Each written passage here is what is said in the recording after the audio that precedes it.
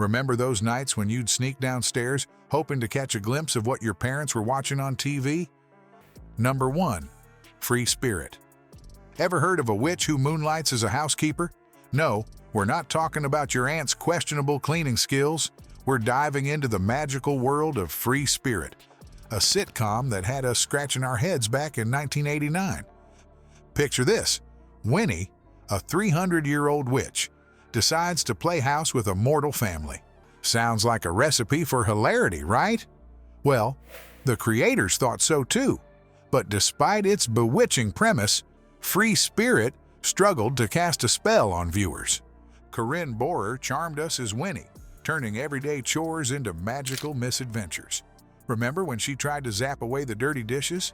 Let's just say the family ended up with more suds than they bargained for. And get this, a young Allison Hannigan got her start here before becoming our favorite witch on Buffy. Talk about magical beginnings. Number 2. The Hogan Family. Ever heard of a TV show firing its main star and still running for 4 more seasons? That's exactly what happened with this next forgotten gem. The behind-the-scenes drama of The Hogan Family rivals any soap opera. How did this sitcom survive such a major shakeup? It all started as Valerie, starring Valerie Harper as a mom raising 3 teenage boys. But after 2 seasons, things got messy.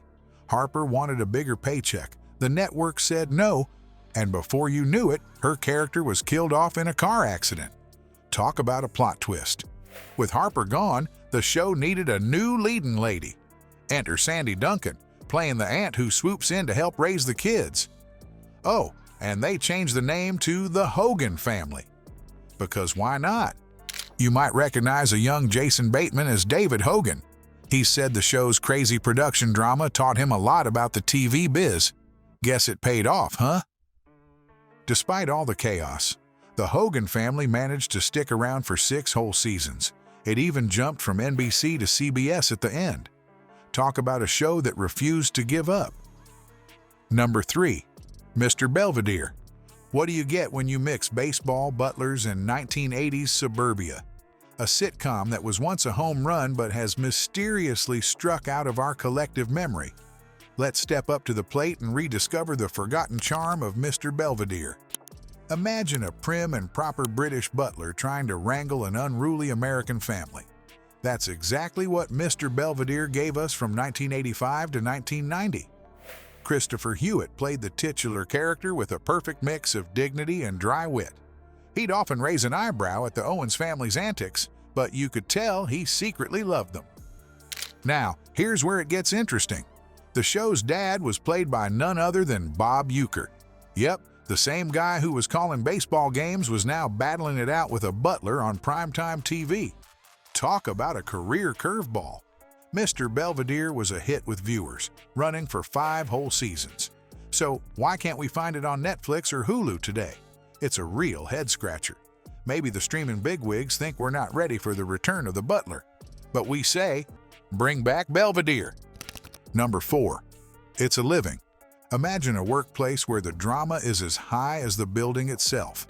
What if I told you there was a sitcom set in a glamorous restaurant atop a Los Angeles skyscraper that refused to stay canceled?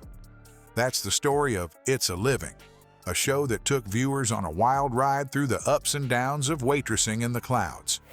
Picture this. It's the 1980s, and ABC launches a show about the lives of sassy waitresses serving up laughs and probably some overpriced meals in a swanky rooftop restaurant. The glitzy setting and flashy costumes had viewers drooling, but apparently not enough of them. ABC pulled the plug after just 2 seasons. Game over, right? Not so fast. In a twist that nobody saw coming, It's a Living found new life in syndication. Turns out, people couldn't get enough of those high-altitude hijinks. The show came back stronger than ever, running for 4 more seasons and becoming one of the longest-running sitcoms of the 80s. Talk about a comeback story. But here's the kicker. The show had more cast changes than a soap opera. It was like musical chairs with waitress uniforms. This revolving door of actors kept things interesting, but it also meant viewers had to keep up with new faces faster than the specials could change. Number 5. Kate and Allie. What do you get when you mix Saturday Night Live talent with a dash of feminist revolution?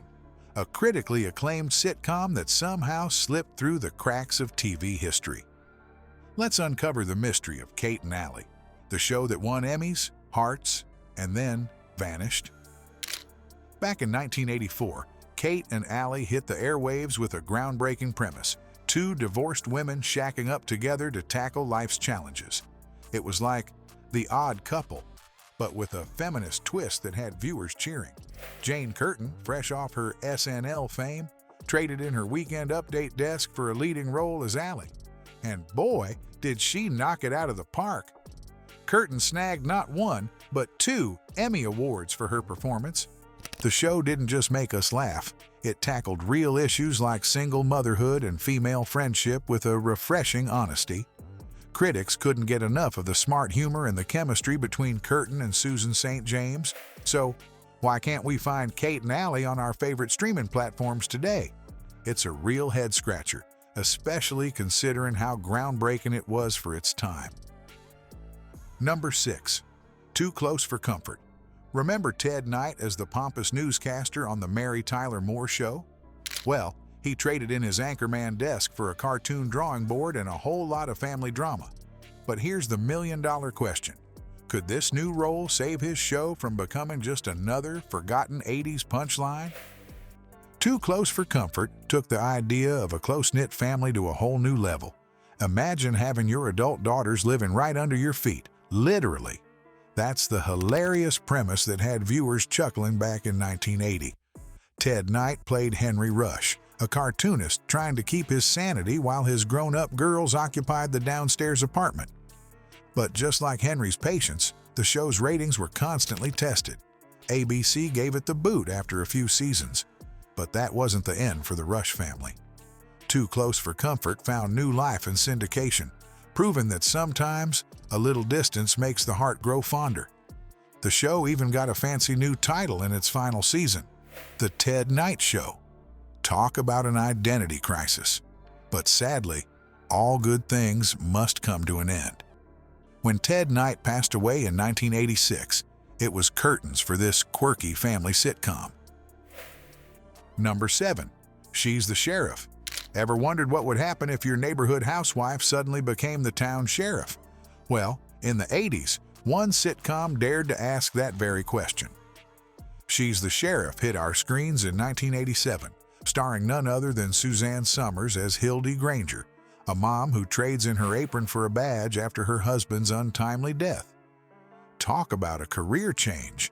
This show marked Summers' big comeback to TV after her famous exit from Three's Company. Fans were buzzing with excitement to see her back on screen. But here's the thing. Sometimes even star power can't save a show from falling flat. Despite Summers' charm and comedic timing, She's the Sheriff struggled to win over audiences. Why did this wacky premise miss the mark? Well, it turns out that turning a successful movie concept into a weekly TV show isn't as easy as it sounds. The creators faced an uphill battle trying to keep the laughs coming week after week. And let's be honest, the idea of a former housewife solving crimes was a bit of a stretch, even for 80s TV. Here's a fun fact for you. She's the Sheriff was the final TV appearance of Hollywood legend Tallulah Bankhead. Talk about going out with a bang. But even with all this star power, the show couldn't quite hit the bullseye. After just 2 seasons, She's the Sheriff handed in its badge for good. Number 8. Out of This World. Picture this. You're 13, dealing with puberty, first crushes, and oh yeah, you just found out your dad's an alien. Sound far-fetched? Not for the creators of Out of This World, a sitcom that ran for 4 seasons in the late 80s. This show followed Evie Garland, a half-alien teen with some out-of-this-world powers. Ever wished you could freeze time during those awkward moments? For Evie, that was just another Tuesday. But here's the kicker. Despite its 4-season run, Out of This World has pretty much vanished from our screens. Why?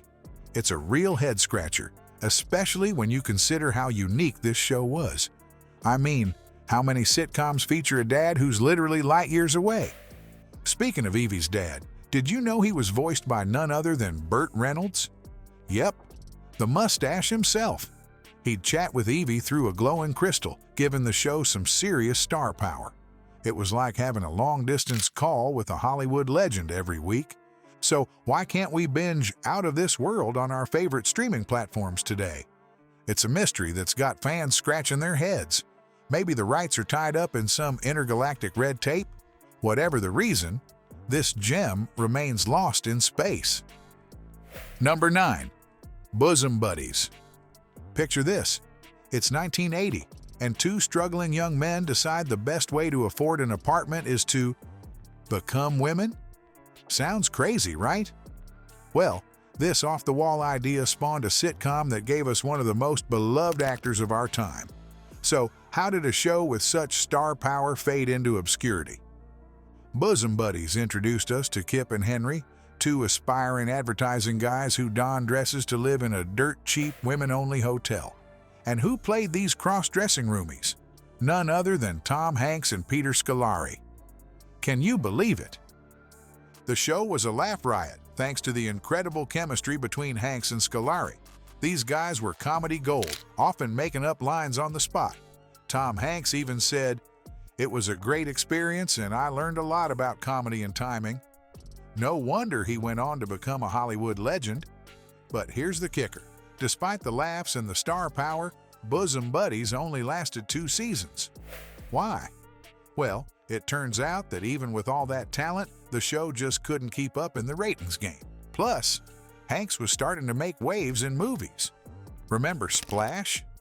Yep, that was right around the corner. Number 10. Small Wonder. You thought a robot sister was strange? Well, Small Wonder took that concept and cranked it up to 11.